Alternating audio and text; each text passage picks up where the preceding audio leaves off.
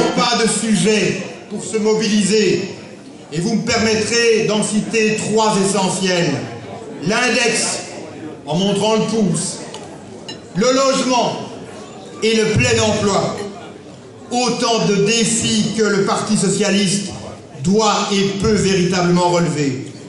Je souhaiterais, mes chers camarades, un 1er mai qui projette enfin le réarmement de nos idées, car à 5 mois et demi des élections provinciales et communales, l'unité dans les idéaux partagés doit plus que jamais guider nos pas.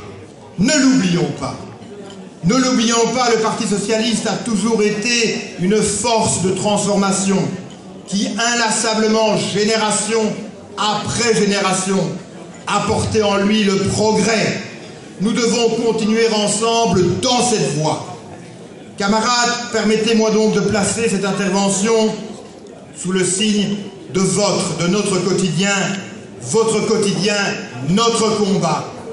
C'est exactement ce que disait en mai 81 François Mitterrand lorsqu'il affirmait que le socialisme n'est pas un dogme, le socialisme n'est pas une philosophie, le socialisme est moins encore une religion, mais le socialisme, c'est une méthode que nous nous devons d'appliquer et de perfectionner pour donner à chacun la possibilité de s'épanouir. Ainsi, pour le Parti socialiste, l'un des grands principes qui renvoie à une application concrète de l'épanouissement individuel, c'est l'index, c'est l'indexation des salaires. Cynisme, voracité de la droite, qui voudrait pourtant faire de l'index une anomalie, une sorte de cadeau fait aux travailleurs.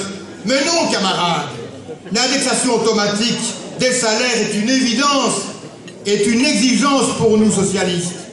Là est la différence fondamentale de penser entre la gauche et la droite.